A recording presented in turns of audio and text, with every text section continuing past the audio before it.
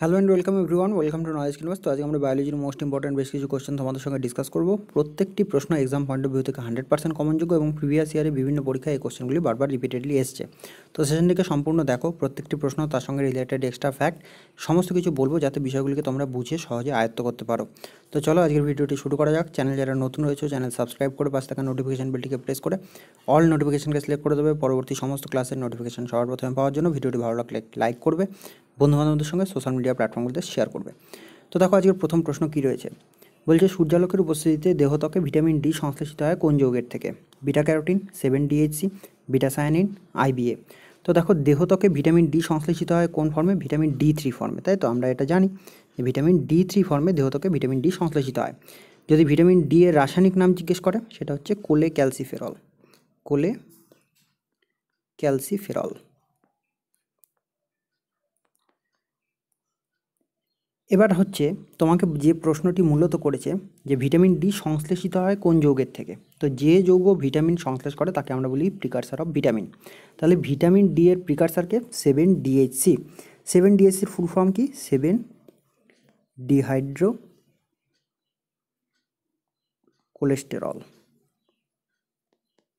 ঠিক আছে, 7-ডিহাইড্রো কোলেস্টেরল এটা সূর্যালোকের উপস্থিতিতে দেহত্বকে ভিটামিন ডি সংশ্লেষ করছে। বোঝা গেল? তো আমি একটা ছোট্ট পাথওয়ের মধ্য দিয়ে তোমাদের সামনে উপস্থাপন করলাম যাতে বিষয়গুলিকে সুন্দর করে তোমরা বুঝতে পারো। মোস্ট ইম্পর্টেন্ট প্রশ্ন, বিভিন্ন পরীক্ষায় বারবার এই কোশ্চেনটি কিন্তু রিপিট হয়েছে প্রিভিয়াস ইয়ারে। নেক্সট কোশ্চেন, অপথলমোলজিস্ট কর্তৃক চক্ষু পরীক্ষার সময় অনেক ক্ষেত্রে চোখের মনির প্রসারণের জন্য কোন উপকারটি ড্রপ আকারে দেওয়া হয়? Morphine, atropine, reserpine, daturine. Correct answer is atropine. Atropine কোন গাছের থেকে পাওয়া যায়? এটা হচ্ছে বেলেডোনা গাছের থেকে পাওয়া যায়। ঠিক আছে, মরফিন এর উৎস কী, কাজ কী, প্রিভিয়াসলি পড়ানো, কমেন্ট করবে। রেসারপিন এর উৎস কী, কাজ কী, প্রিভিয়াসলি পড়ানো আছে। ড্যাটোরিনেরও উৎস কাজ পড়ানো আছে, কমেন্ট করে দিও। নেক্সট কোশ্চেন, কমেন্ট করলে তোমাদের রেগুলার রিভিশন হবে। কোশ্চেন নাম্বার 3, নিম্নলিখিতগুলির মধ্যে কোনটি একটি সংবেদী স্নায়ু? দ্বিতীয় করোটি স্নায়ু, তৃতীয় করোটি স্নায়ু, সপ্তম করোটি স্নায়ু, দশম করোটি স্নায়ু। তো দেখো সংবেদী স্নায়ু এর অপর নাম কি? সংজ্ঞাবাহ। সংজ্ঞাবাহ স্নায়ু। পরীক্ষায় সংজ্ঞাবাহ স্নায়ু হিসাবেও তোমাকে জিজ্ঞেস করা হতে পারে, কিংবা যদি অন্তর্বাহী স্নায়ু বলা হয়, অন্তর্বাহী স্নায়ু, তাহলে পরেও কিন্তু সেটা হচ্ছে সংবেদী স্নায়ুরই এটা অপর নাম। ঠিক আছে, সংবেদী স্নায়ু বা সংজ্ঞাবাহ স্নায়ু বা অন্তর্বাহী স্নায়ু এদের কাজটা কি? এরা গ্রাহক থেকে উদ্দীপনাকে কেন্দ্রীয় স্নায়ুতন্ত্রে বয়ে নিয়ে যাবে। ঠিক আছে, তো এখানে অপশনগুলির মধ্যে সংবেদী স্নায়ু হচ্ছে দ্বিতীয় করোটিক স্নায়ু। দ্বিতীয় করোটিক স্নায়ুর নাম কি? অপটিক নার্ভ, তাই তো। তৃতীয় করোটিক স্নায়ুর নাম কি? অকিউলোমোটর। অকিউলোমোটর। সপ্তম করোটিক স্নায়ু facial.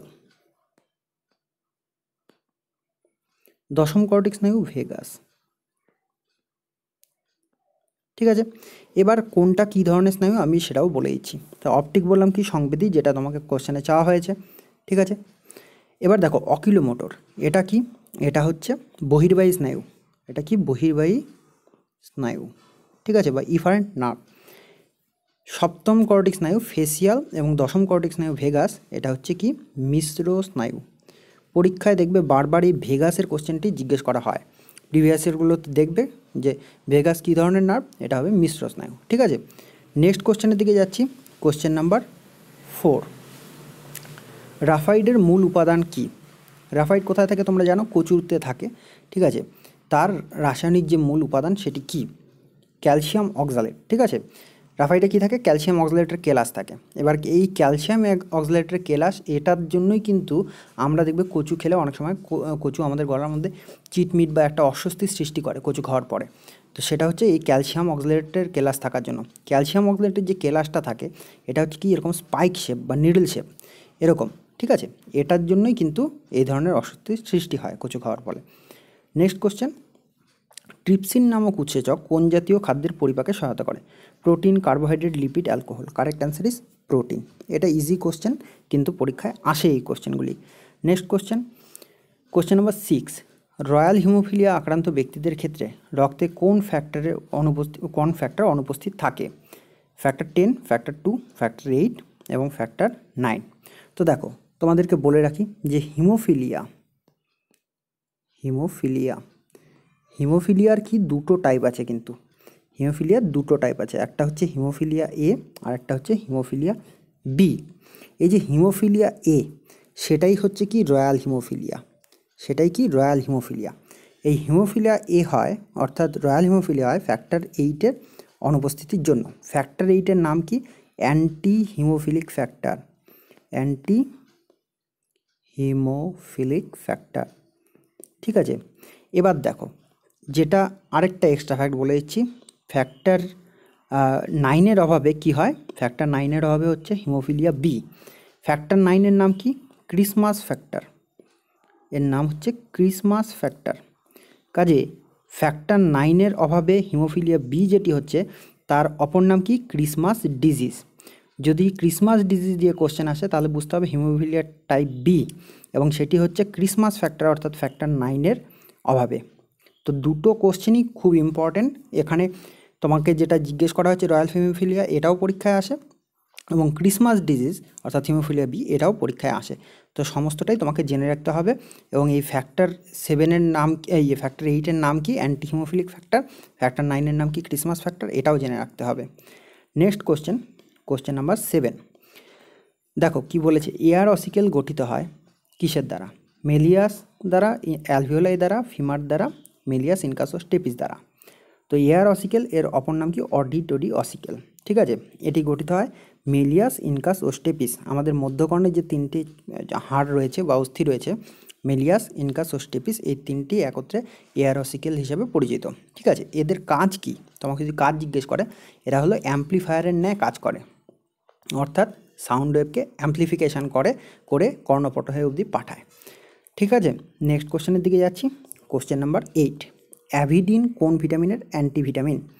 Vitamin C, vitamin B3, vitamin D, vitamin B7। Correct answer is vitamin B7-এর অ্যান্টিভিটামিন কি?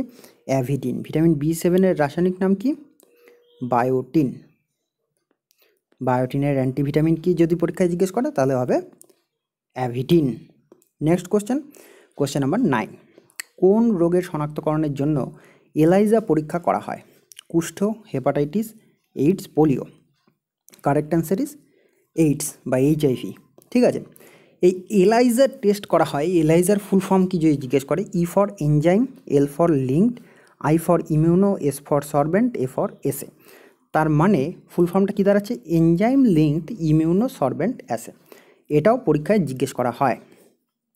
Next question number 10। স্নায়ুকোষ বিভাজিত হয় না কেন? সোয়ান কোষের উপস্থিতির জন্য, নিউরোপ্লাজমে মাইটোকন্ড্রিয়ার উপস্থিতির জন্য, সেন্ট্রোজোম সক্রিয় না থাকার জন্য, মেডুলারি আবরণের উপস্থিতির জন্য। তো তোমরা কোষ বিভাজন পড়ার সময় পড়েছিলে যে সেন্ট্রোজোমের কিন্তু একটা কোষ বিভাজনের মেজর রোল রয়েছে। তার কারণ কি? মাইটোসিস কোষ বিভাজনের সময় মাইটোটিক স্পিন্ডেল গঠনে সহায়তা করে সেন্ট্রোজোম। তো স্নায়ুকোষের ক্ষেত্রে সেন্ট্রোজোমটা কিন্তু নিষ্ক্রিয়, অর্থাৎ স্নায়ুকোষের সেন্ট্রোজোম সক্রিয় নয়, অর্থাৎ নিষ্ক্রিয়। তার জন্যই কি স্নায়ুকোষ বিভাজিত হয় না। এটি কোষচক্রের, স্নায়ুকোষ সর্বদা কোষচক্রের G0 দশায় অবস্থান করে। তোমরা জানো G0 দশায় কোনো কোষ বিভাজিত হয় না। ঠিক আছে, কেন, কী জন্য, সবগুলি প্রশ্নের ক্ষেত্রে কিন্তু আমি বলে গেলাম। তো আজকে এই 10টি প্রশ্নই রাখলাম। তোমরা আশা করি বিষয়গুলিকে বুঝতে পেরেছো। কোথাও ডাউট থাকলে লিখে জানিও, এবং MCQ পড়া বাদ দিয়ে কনসেপচুয়ালি পড়াটা শুরু করো। ঠিক আছে, অনেকেই MCQ এর পিছনে ছুটছো, আখেরে কিন্তু লাভ হবে না। তো এই ভিডিওটি এই পর্যন্তই থাকলো। যদি ভিডিওটি ভালো লেগে থাকে অবশ্যই একটি লাইক করে দিও, বন্ধুবান্ধবের সঙ্গে সোশ্যাল মিডিয়া প্ল্যাটফর্মগুলিতে শেয়ার করে দিও, এবং চ্যানেলে নতুন হয়ে থাকলে সাবস্ক্রাইব করে পাশে থাকা নোটিফিকেশন বেলটিকে প্রেস করে অল নোটিফিকেশনকে সিলেক্ট করে দেবে পরবর্তী সমস্ত ক্লাসের নোটিফিকেশন সবার প্রথমে পাওয়ার জন্য। তো সকলে ভালো থেকো, সুস্থ থেকো।